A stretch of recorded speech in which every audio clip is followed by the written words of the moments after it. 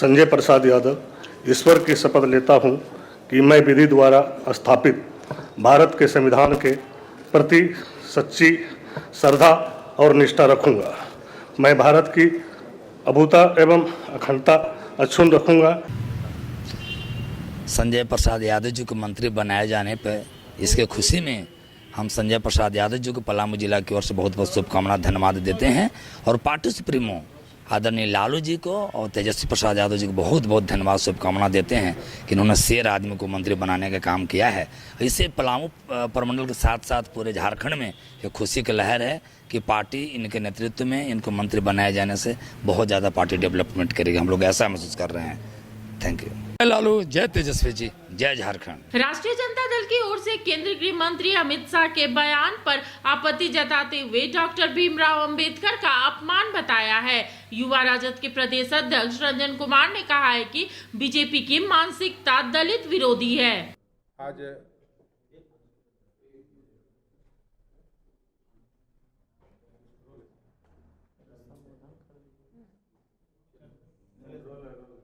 आज राष्ट्रीय जनता दल के प्रदेश कार्यालय में प्रेस वार्ता बुलाया गया।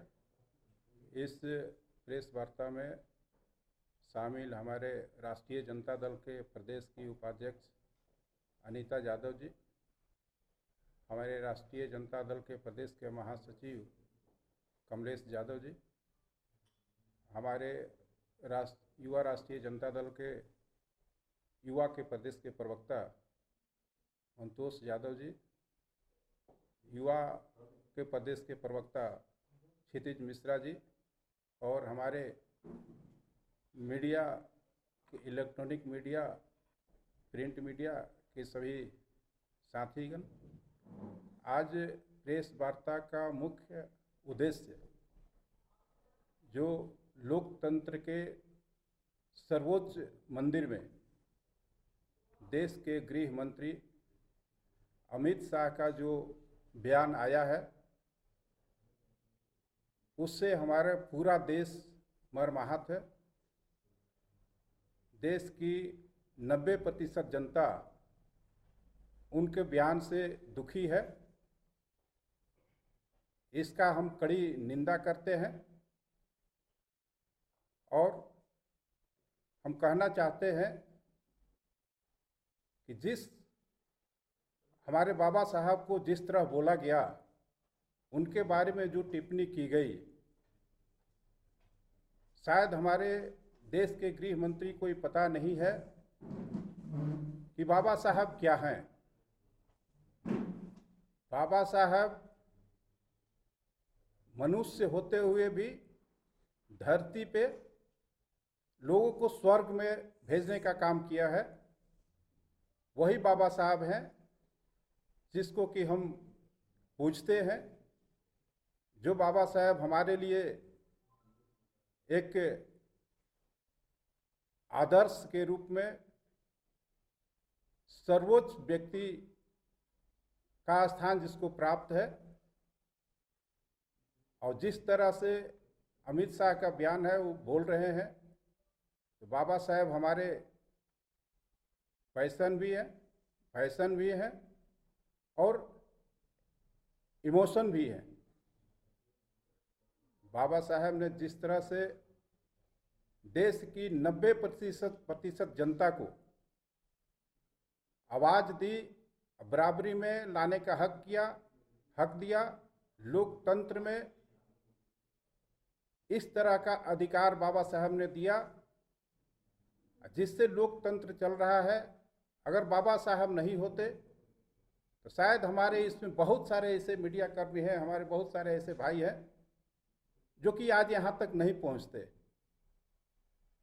इसलिए बाबा साहब को इस तरह का घिनौना बात बोलना, उसका हम निंदा करते हैं और उसके लिए हम राष्ट्रीय जनता दल पूरा आंदोलन कर रहा है।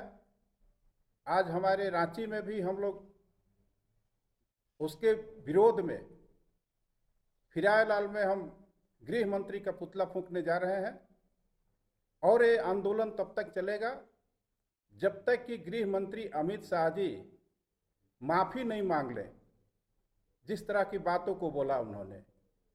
और कहते हैं कि संविधान के बारे में बोलते हैं कि हम संविधान के रखवाले हैं, संविधान को मानते हैं।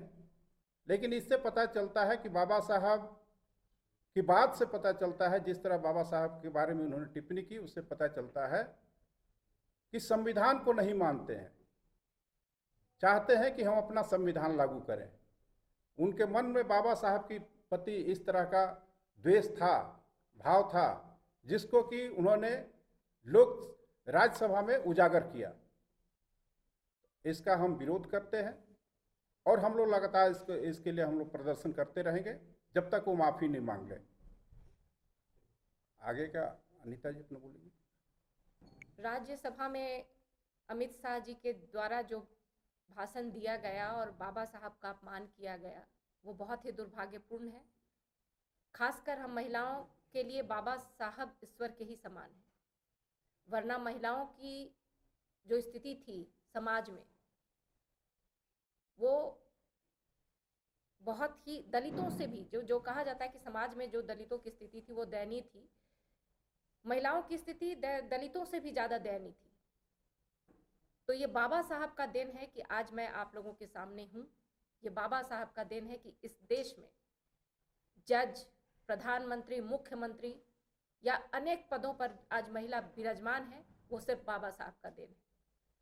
तो ये भूले नहीं अमित शाह जी कि देश की हर जनता इस लोकतंत्र में, जिस मंदिर में वो बैठे थे, वहाँ के सच में ईश्वर कोई है तो वो अंबेडकर जी ही हैं, बाबा भीमराव जी हैं।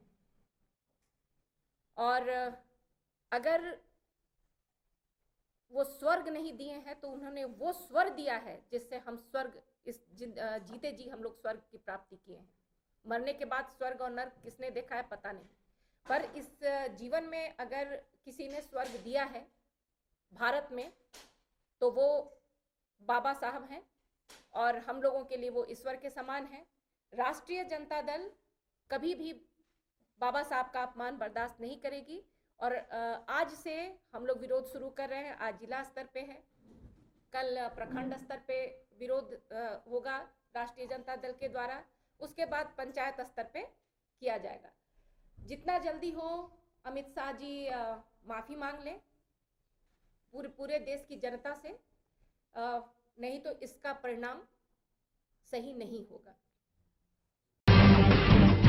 जब टूटती है आस, जब थकती है सांस, जब रूठते हैं अपने, मुंह मोड़ता है जमाना, जब अंगड़ाई लेता है संकल्प, फिर बनती है कहानी, बनते हैं अनमिट निशान।